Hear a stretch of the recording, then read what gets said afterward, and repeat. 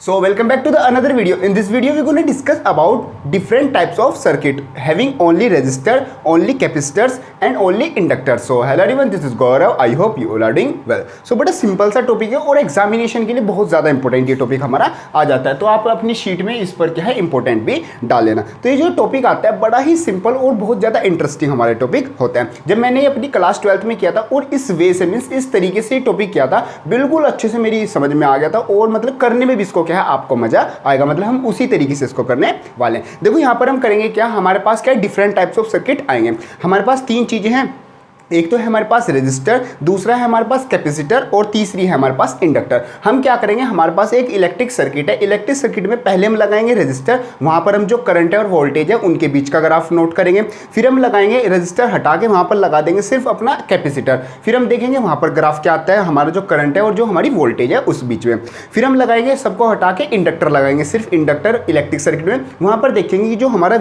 Voltage है और जो आई मतलब एसी करंट है उन दोनों के बीच में क्या रिलेशन और क्या हमारा ग्राफ आता है, ये हम चेकआउट करने वाले हैं। तो सबसे पहले हम ले रहे हैं कंटेंस आर ओनली, मींस हमारे पास जो इलेक्ट्रिक सर्किट है उसमें क्या लगा हुआ है, सिर्फ हमारा रेजिस्टर लगा हुआ है। जो रेजिस्टर लगा हुआ है उसका जो रेजिस्टेंस है वो है हमारा आर। ऐसे हम जो कैपेसिटर होगा उसका जो कैपेसिटेंस होगा वो सी मानेंगे और जो हमारा इंडक्टर होगा उसका हम क्या एल, मतलब कि जो इंडक्टेंस होगा वो एल मान लेंगे। तो सबसे पहले हम ले रहे हैं अपना कंटेंस आर ओनली, मींस हमारे पास एक इलेक्ट्रिक सर्किट है कुछ इस तरीके से, जिसमें हमारे पास कुछ एसी करंट मींस वोल्टेज का सोर्स लगा हुआ है, जिसमें से हमारी एसी करंट फ्लो होगी, हमारी करंट की आई करंट इसमें फ्लो हो रही है और हमने यहाँ पर क्या आर रेजिस्टेंस का कोई रेजिस्टर लगाया हुआ है। ये हमारा सिंपली क्या डायग्राम आ जाता है। अब हम देखते हैं यहाँ पर हमें करना क्या है। सबसे पहले हम लिखते हैं let a resistor R is connected with the AC circuit of voltage V, means एक रेजिस्टर है जिसकी जो रेजिस्टेंस की वैल्यू है वो है आर। हमने क्या है वो इलेक्ट्रिक सर्किट पे क्या है उसमें लगाया हुआ है, जहाँ पर जो वोल्टेज सप्लाई है वो है वी और करंट कौन सी फ्लो हो रही है, वहाँ पर एसी करंट फ्लो हो रही है। तो वहाँ पर जो वी वोल्टेज की जो वैल्यू होगी मींस इक्वेशन की फॉर्म में, डिस्प्लेसमेंट इक्वेशन की फॉर्म में वो हो जाएगी v is equal to V naught sine omega T. ये हमने अपनी जब डिस्प्लेसमेंट इक्वेशन करी थी वो हमने समझ ली थी ये हमारी किस तरीके से आती है। तो v इज इक्वल टू आ गया V naught sine omega T. अब ये पर यहाँ पर ध्यान रखना, जो v की इक्वेशन आई है ये हमारे आगे चल के काम आएगी इसमें डेरिवेशन में, तो ध्यान से देखना v क्या आया, v is equal to sine omega, मतलब v is equal to V naught sine omega T. इसमें फेस एंगल कितना है, फेज एंगल है हमारा सिर्फ ओमेगा टी हमारा एंगल आता है। अब नेक्स्ट आती है सो फ्रॉम, जैसे हमें पता है जो एक रिलेशन होता है हमारा ओम्स लॉ के according v is equal to R I, वो हम यहाँ पर यूज करेंगे। तो v is equal to R I, v की हमें वैल्यू पता है वो हम एज इट इज लिख देंगे V naught sine omega T is equal to हमारा आर आई आ जाएगा। यहां से हम निकालते हैं अपनी आई की वैल्यू, जो कि आएगी I is equal to V naught sine omega T upon R. और जो v अपॉन सॉरी जो v अपॉन आर होता है वो होता है हमारा आई। तो यहाँ पर v नॉट है मीन्स पीक वैल्यू ले रहे हैं, तो हमारी जो करंट की वैल्यू आएगी वो भी पीक वैल्यू आएगी। तो यहाँ पर वैल्यू आ जाएगी I is equal to V naught upon R की जगह आ जाएगा आई नॉट और साइन ओमेगा टी हमारा एज इट इज आ जाएगा। अब ये हमारी किसकी इक्वेशन बन गई, ये हमारी एसी करंट की डिस्प्लेसमेंट इक्वेशन बन गई, जो कि होगी I is equal to I naught sine omega T. अब यहाँ पर फेज एंगल चेक करो, क्या आया हमारा ओमेगा टी फेज एंगल आया। वहां पर कितना था, फेज एंगल भी हमारा ओमेगा टी था, मीन्स वी का और आई का जो दोनों का फेज एंगल आ रहा है वो क्या आ रहा है हमारा सेम आ रहा है। अब दोनों का जो हमारा फेज एंगल सेम है, मतलब कि जो दोनों करंट है वो एक दूसरे के मींस क्या है ऑनलाइन चलेंगी, मतलब कि एक दूसरे के ऊपर ही चलेंगी, उन दोनों के बीच में कोई भी गैप नहीं होगा, मींस कोई आगे कोई पीछे ऐसे नहीं होगी, दोनों क्या है एक साथ ही चलेंगी। क्यों, क्योंकि उनका जो फेज एंगल है वो सेम आया है। तो हम लिख देंगे V and I are in the same phase, जो वी और आई है वो क्या है हमारी सेम फेज में आती है। इसी के रिलेटेड हमारा जो ग्राफ बनेंगे, अब ग्राफ आप बिल्कुल आसानी से समझ लो, एक आर का समझ लोगे किस तरीके से बन रहा है सी आर, और जो आगे आगे जैसे हम सी और आर इकट्ठे लगाएंगे और एल सी आर तीनों इकट्ठे लगाएंगे, उनके ग्राफ आप बिल्कुल आसानी से बिल्कुल चुटकियों में बना दोगे। देखो यहाँ पर कैसे आता है ग्राफ को, देखो ग्राफ में हमारा वी आई के बीच में हमें ग्राफ बनना है। अब यहाँ पर देखो मेन पॉइंट क्या था, वी और आई क्या है सेम फेज में है। अब सेम फेज का मतलब है अगर ये एक्स डायरेक्शन में जाएगा तो वी, मतलब वी अगर एक्स डायरेक्शन में जाएगा तो आई भी किस में जाएगा, वो भी एक्स डायरेक्शन में जाएगा। तो वी इधर जा रहा है तो मेरा आई भी इधर जा रहा है। एक ग्राफ तो हो गए। दूसरा जो हम ग्राफ बना सकते हैं इस तरीके से, जो कि हमारा x और y प्लेन में आएगा। तो x और y प्लेन में जिस तरफ हमारा v मान लो ओमेगा टी हमारा फेज एंगल कुछ है तो वो इतना एंगल फेज एंगल मान लेते हैं, वो हम कुछ भी मान सकते हैं। तो v अगर इधर जा रहा है तो हमारा i नोट भी इधर जाएगा। इस तरीके से हमारा ग्राफ आ जाएगा।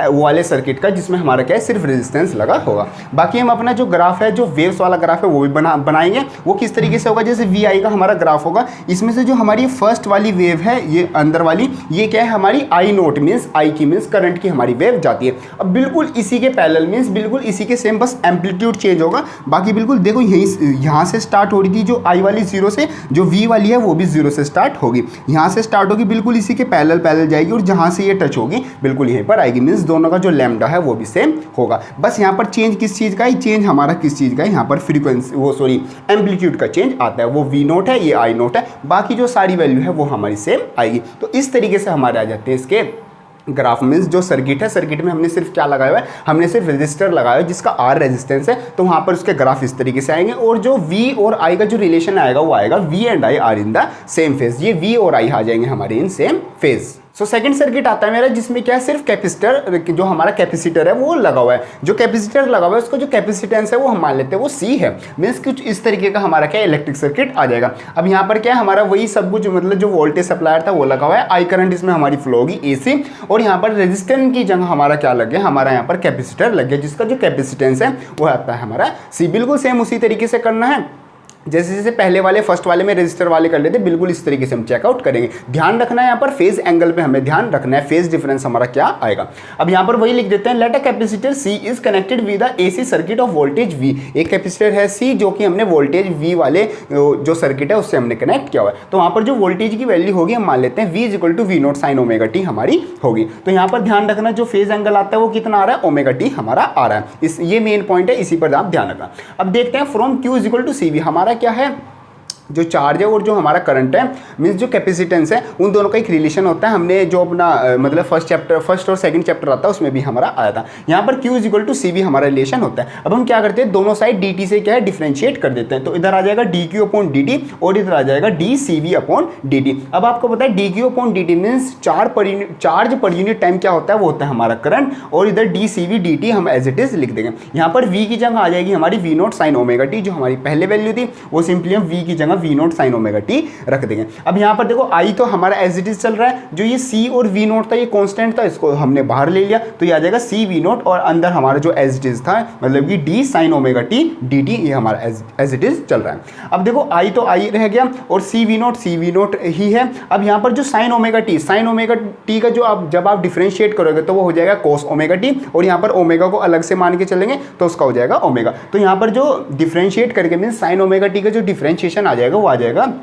कोस ओमेगा टी इंटू ओमेगा, ये हमारा सिंपली आ जाएगा। ये आपको पता है, ये तो एक मैथमेटिकल चीज़ है, मीन्स किस तरीके से हमें सॉल्व आउट करना है। अब यहाँ पर जो हमारा सी ओमेगा जो सी हो गया और जो वी नोट हो गया और जो ओमेगा हो गया, इसको तो हम लिख लेंगे अपना एक साथ, जो आ जाएगा I is equal to C V naught omega. और जो यहाँ पर हमारा कोस ओमेगा टी है इसको हम थोड़ा सा चेंज करके लिख रहे हैं। जैसे आपको पता है जैसे हमारा होता है जैसे कोस थीटा को मैं क्या लिख सकता हूँ, मैं कोस थीटा को लिखता हूँ sine 90 plus theta, means sine 90 plus theta को मैं लिख सकता हूँ अपना कोस थीटा। तो मैं वही लिख रहा हूँ कि जो मेरा साइन कोस ओमेगा टी था उसको मैं लिख रहा हूँ साइन 90 को यहाँ पे लिखेंगे π/2 साइन 90 प्लस ओमेगा टी। इसको मैं मीन्स इस कोस थीटा को मैं क्या है sine 90 plus theta means sine 90 plus theta की फॉर्म में लिख रहा हूँ। बड़ा सिंपल सा है।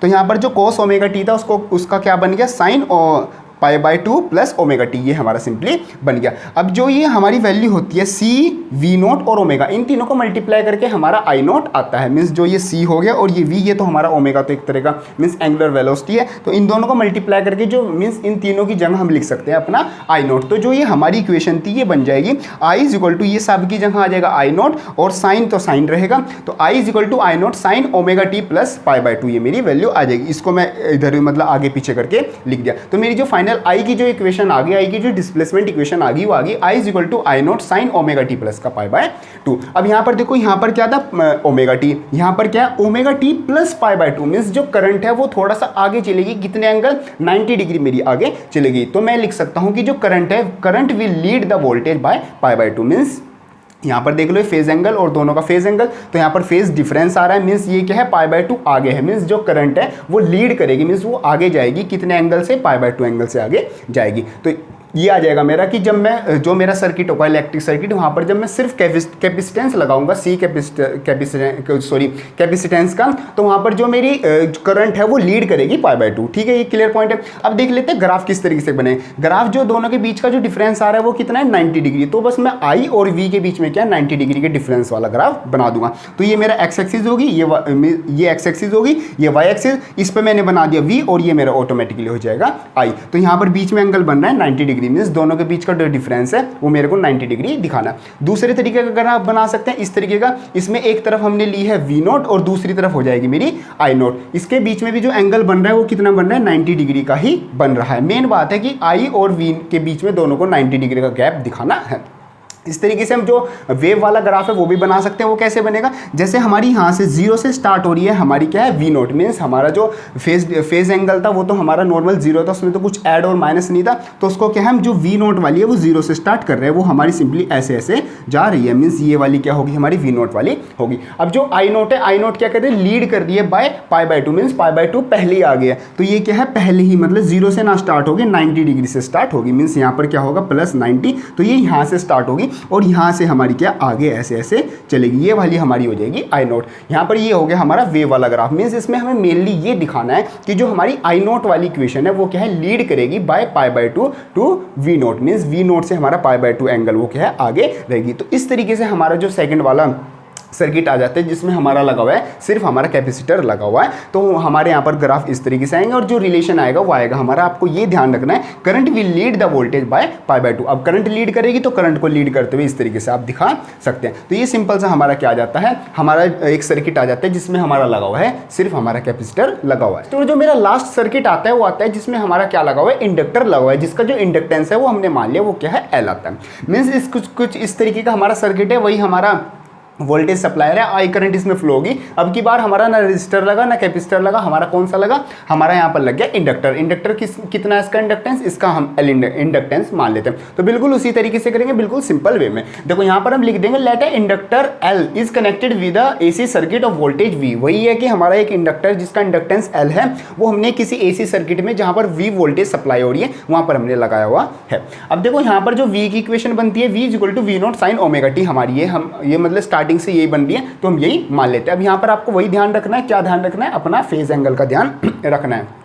अब देखो क्या करेंगे, हमें पता है, हमें एक रिलेशन पता है E = dφ/dt, मीन्स E हो गया हमारा EMF, जो EMF होता है वो dφ/dt के इक्वल होता है। और जो हमारा फाई होता है, फाई किसके इक्वल होता है हमें पता है LI के इक्वल होता है। L मतलब हमारा जो इंडक्टेंस है, I मतलब हमारी जो कितनी करंट फ्लो हो रही है, इन दोनों का जो प्रोडक्ट होता है वो मेरा फाई के इक्वल होता है। तो मैं फाई की जगह लिख सकता हूँ LI। तो मेरी जो इक्वेशन आ जाएगी वो आ जाएगी E = dLi/dt, ये मेरी इक्वेशन आ जाएगी। अब मैं इसको लिख सकता हूँ E = जो मेरा L है वो तो है कॉन्स्टेंट वैल्यू, मीन्स इंडक्टेंस तो कांस्टेंट वैल्यू है, I यहाँ पर एक वेरिएबल है तो उसको मैं अंदर ही रहने दूंगा, और जो L कांस्टेंट है उसको ले लूंगा मैं बाहर। तो मेरी इक्वेशन बन जाएगी E = LdI/dt, ये मेरी वैल्यू आ जाएगी। अब यहाँ पर जो मेरा E मतलब EMF है वो क्या है मेरा वोल्टेज के इक्वल ही आता है। वो कैसे, ये देखो जो मेरा E है वो V के इक्वल आता है। वो कैसे आ रहा है, जो V नेट होता है वो मतलब V = IR के इक्वल होता है, ये तो हमें पता है। जो V नेट होता है वो किसके इक्वल होता है, V माइनस का E, मतलब कि जो वोल्टेज सप्लाई है और जो EMF उसमें से मीन्स जो अपोज करने में यूज हो रहा है उसको माइनस करके मेरी क्या आती है, वो आती है मेरी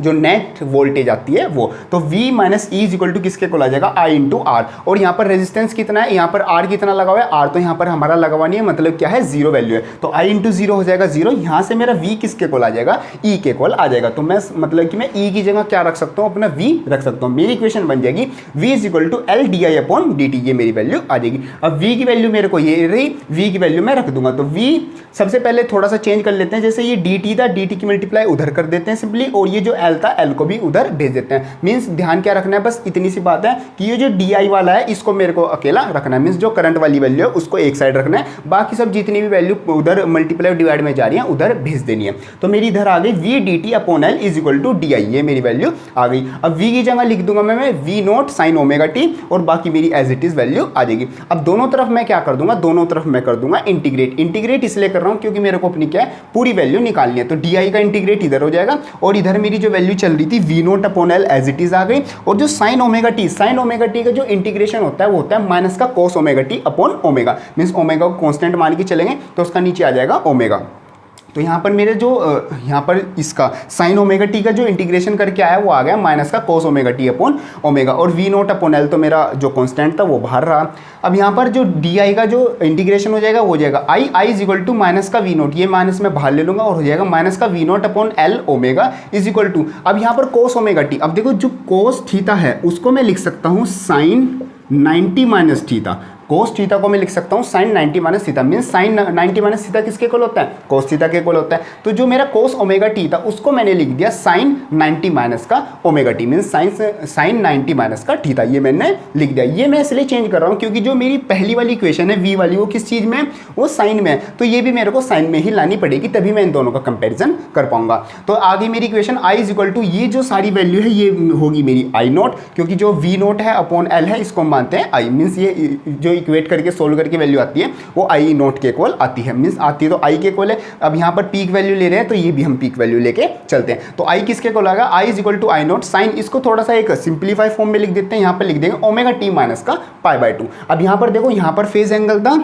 ओमेगा टी, वहां पर कितना है ओमेगा टी माइनस का पाई बाय 2, मीन्स यहाँ पर क्या पता चल गया कि जो हमारा करंट है वो क्या है, वोल्टेज अगर ये है तो करंट उससे पाई बाय 2 क्या है, पीछे है, मीन्स करंट क्या कर रहा है, लैग कर रहा है इस बार, मीन्स पीछे है।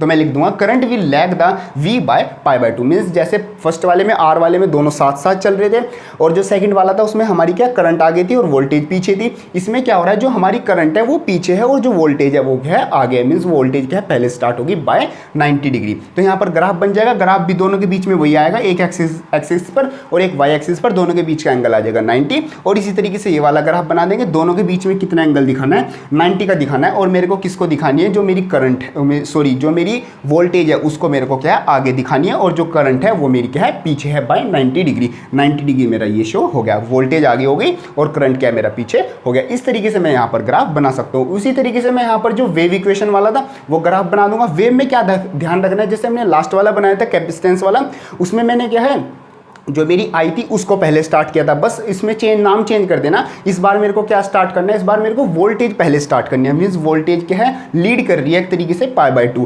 करंट 90 डिग्री पीछे है तो ऑटोमेटिकली जो वोल्टेज है वो 90 डिग्री के है आगे हो जाएगी। तो ये सिंपली मेरा आ जाता है ग्राफ, मीन्स तीनों तरीके के सर्किट आ जाते हैं। पहले हमने देख लिया अगर रजिस्टर लगा होगा तो कैसे होगा, मीन्स कौन लैग करेगा, कौन आगे जाएगा, कौन पीछे, उसमें हमारे दोनों क्या है साथ साथ चल रहे थे, और किस तरीके से करना है वो भी आपने देख लिया। बिल्कुल ये हमारा सबसे सिंपलेस्ट वे ये आता है। सेकंड हमने देख लिया कि अगर हमारा कैपेसिटेंस लगा होगा तो कौन लैग करेगा और कौन लीड करेगा और उसका ग्राफ किस तरीके से आते हैं। थर्ड हमने देख लिया कि जो अगर हमारा इंडक्टर लगा हुआ है तो हमारी जो करंट है वो क्या है लैग करेगी, मींस पाई बाय 2 क्या है पीछे चलेगी, और उसके हमारे ग्राफ किस तरीके से आते हैं। तो ये आ जाता है हमारे different types of circuit, means 3 तरीके के सर्किट थे हमारे, रेजिस्टर वाले, कैपेसिटर वाले और इंडक्टर वाले, अलग अलग लगे हुए हैं। ये हमने तीनों क्या है समझ लिए किस किस तरीके से आते हैं। अगर आपकी ये अच्छे से समझ में आ गया तो जो आगे आने वाले टॉपिक है, मींस हम अब सर्किट रीड करेंगे कि हमारा क्या एल और आर, मींस जो इंडक्टेंस है और जो कैपेसिटेंस है या फिर जो रेजिस्टेंस है, ये दो करके लगाए जाएंगे। एक में रेजिस्टेंस और कैपेसिटेंस लगाया जाएगा और दूसरे सर्किट में वहां पर हमारा जो इंडक्टर और कैपेसिटर ये लगाया जाएगा और इनके बीच में कंपैरिजन किया जाएगा। फिर एक लास्ट हम सर्किट पढ़ेंगे जिसमें हमारे तीनों लगेंगे, मींस एल सी आर ये तीनों हमारे लग जाएंगे। तो वहां पर जो हमारा कौन लैग करेगा, कौन लीड करेगा और कौन क्या साथ साथ चलेगा वो सब हम चेक करने वाले। तो अगर आई होप आपकी अच्छे से ये समझ में आ गया होगा तो वो आपका मतलब कोई भी उसमें प्रॉब्लम नहीं होगी, इवन वो आप खुद पर कर पाओगे। थोड़ा सा एक बार मैं आपको हिंट दे दूंगा किस किस तरीके से करना है, बाकी हम तो अच्छे से समझेंगे। बाकी आपकी अगर ये अच्छे से समझ में आ गया होगा तो वीडियो को लाइक कर देना और जाते वक्त चैनल को सब्सक्राइब जरूर कर देना। मिलते हैं अपनी नेक्स्ट वीडियो, तब तक के लिए थैंक यू।